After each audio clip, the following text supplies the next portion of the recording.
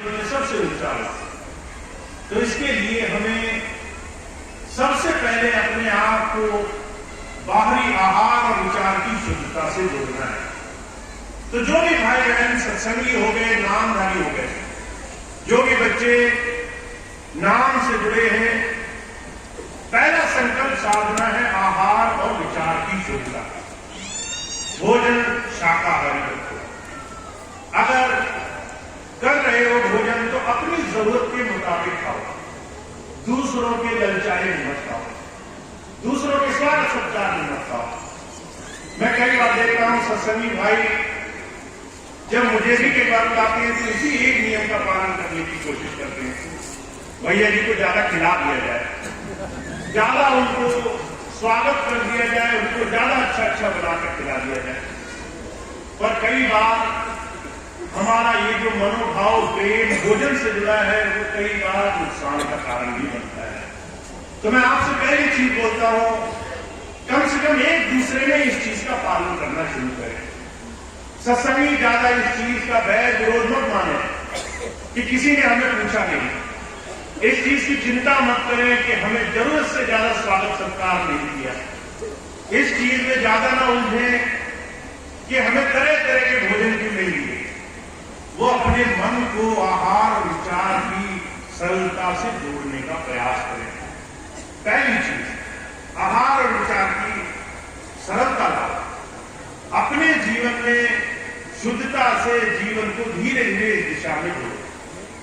दूसरी चीज महाराज जी ने कही, स्वामी जी ने कही, पात्रता लाओ। पात्रता क्या है?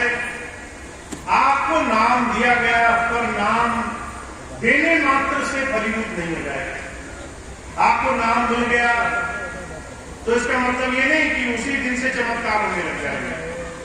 नाम जीवन में धारण करने के लिए पात्रता बनानी पड़ेगी। हमें अपने जीवन में हर रोज ऐसे काम करने पड़ेंगे जिससे धीरे धीरे हम गुरु की तरफ बढ़ते जाएंगे। हमारी दिनचर्या में हमें थोड़ा सा सरलता लानी पड़ेगी। अगर इस विषय पर आप थोड़ा सा ध्यान दें तो आपको समझ में आएगा कि जब हम सुबह उठते हैं और रात को सोने जाते हैं, अगर 12-14 घंटे हमने पूरे दिन में जिन जिन चीजों में गुजारे उसमें मन, वचन और कर्म से कई चीजें ऐसी हैं जो हमें बार बार संसार के तुलना दुनिया के तमाम तोल मोल में ले जाती है, तरह तरह से संसार की चिंताओं में हो जाती है। इसी गुरु कहा करते थे, एक सत्संगी को चाहिए कि वो अपने जीवन में अपनी दिनचर्या को संभाल के रखे। हर एक चीज जो आपके चारों तरफ हो रही है वो आपके विकास के लिए नहीं है। बहुत सी चीजें ऐसी हैं जो आपके मन को उलझाने के लिए है, आपके मन को खराब करने के लिए है, तरह तरह से आपके मन को दुनिया की तमाम चीजों की तरफ गिरा करके उसमें उलझाए रखने के लिए है। और अगर आप एक छोटी सी भी चीज ऐसी मांग कर देखो, बस करो आपके पास कोई आया, आकर पड़ोसी की बुराई करने लगा, हमें थोड़ा सा भी रस आ गया उसमें कि पड़ोसी तो बड़ा बुरा है, उसे वो बड़े गलत काम करता है, उसके अंदर तरह तरह के विकार हैं, बुराइयां हैं, थोड़ा सा भी रस आ गया उसमें, तो महाराज जी कहा करते थे ये इस तरह की एक छोटी सी भावना आपके मन को न जाने कितनी बार उस विचार की तरफ खींच कर ले जाएगी। एक तरफ आप भजन करना चाहते हैं, ध्यान से जुड़ना चाहते हैं, गुरु को अंदर पाना चाहते हैं, दूसरी तरफ मन ऐसी छोटी छोटी सूक्ष्म अनगिनत चीजों से बना हुआ है, वो हर तरीके से आपको तरह तरह से दुनिया की चीजों में उलझा रहा है। तो पात्रता बहुत जरूरी है। हमारे जीवन में हम अपनी दिनचर्या की संभाल करें, हम अपने बाहरी जीवन में अपने कर्म से, फिर कर्म से पहले अपने वचन से, और वचन से पहले अपनी मनोवृत्ति से अपने जीवन को सही दिशा में चलने के लिए तैयार करें। तो इसी वीडियो कहा करते थे, आपको अगर अपने जीवन में पात्रता बनानी है तो सबसे पहले मन पर काम करना है। मन, वो मन मत से गुरु मत से आए, संसार से वो हट करके गुरु के ध्यान की तरफ हम लगाने वाले हैं। इसलिए आपको अच्छी तरह से याद होगा, स्वामी जी कई बार एक बात कहा करते थे, चलते फिरते उठते बैठते ध्यान हमारा गुरु की तरफ होना चाहिए। आप जितनी देर भी खाली हो, इस मन को ये आदत डालो कि ये सिमरन की तरफ, ये सहजता की तरफ जीवन में अभ्यास करें। और जब आप ऐसे छोटे छोटे कई अभ्यास जिनमें जोड़ लेते हो, 5-5 मिनट 2-2 मिनट के कई छोटे छोटे समय का अभ्यास अपनी दिनचर्या में जोड़ लेते हो, तो ये कहा करते थे आपके मन को आप एक नई तरीके से गुरु की शरण में जोड़ने का साधन बनाते हो।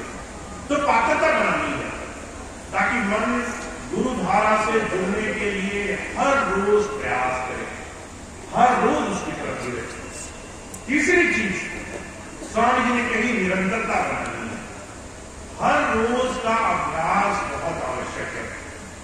अगर आप किसी शिल्पकार के पास जाएं जिसे पत्थर का टुकड़ा दे दिया जाता है और वो पहले कि इसके अंदर हमें मूर्ति गढ़नी है, वो छेनी हथौड़ा ले, एक दिन बहुत जोर जोर से प्रहार करे छेनी हथौड़े से, तो क्या मूर्ति बन जाती है? क्या एक ही दिन में मूर्ति बन जाती है? हम कहेंगे एक दिन में मूर्ति नहीं बनती। वो दूसरे दिन भी अभ्यास करे, खूब पत्थर तोड़े, क्या दूसरे दिन मूर्ति बन जाती है? बुजुर्ग कहा करते थे न दिन में न 10 दिन में, हफ्तों महीनों के अभ्यास के बाद धीरे धीरे अनगिनत चोट लगने के बाद उस मूर्ति में शक्ल आने लगती है, उसमें स्वरूप आने लगता है। तो जिस दिन मूर्ति बनकर तैयार हुई, क्या आप बोलेंगे वो आखिरी दिन ही मूर्ति बनने का कारण था? क्या वो आखिरी दिन ही मूर्ति बनी, पहले दिन के अभ्यास का कोई अर्थ नहीं है? तो आपको मानना पड़ेगा हर दिन, हर चोट, हर प्रयास, हर एक कोशिश उस मूर्तिकार की उस मूर्ति को बनाने का कारण बनी। महाराज जी कहा करते थे आपका हर दिन का निरंतर प्रयास, आप आज करें, कल करें, परसों करें, किसी भी दिन करें, और इन तमाम चीजों से आप अपने जीवन का निर्माण करें। ये हर दिन का प्रयास आपको निरंतरता से जोड़कर गुरु धारा से धीरे धीरे बनाने लगेगा। तो हमारे जीवन में जब हम गुरु के साथ जुड़ते हैं तो वो हमें शुरू में ही 3 संकल्प दे देता है। हमें शुद्धता से, हमें पात्रता से, हमें निरंतरता से अपने जीवन में गुरु के साथ जुड़ना है। और जब इन 3 बातों को आज आप अपने जीवन में धारण करके देखो तो हमें लगेगा कि हमारे जीवन में अभी ये रास्ता हमें कमाना है, अभी इस दिशा में मुझे बढ़ना है, इस दिशा में बढ़ करके हमें अपने जीवन को गुरु धारा से जोड़ लेना है। तो आज के दिन जब हम इस स्थापना दिवस के स्वरूप को अपने मन में बसा करके दोबारा से गुरु की धरोहर को अपने जीवन में लाने के लिए संकल्प ले जाएंगे, इस बात को मन में बसा करके कि हम गुरु और शिष्य की परंपरा परिभाषा को सही मायनों में जीवन जीने की कोशिश करेंगे,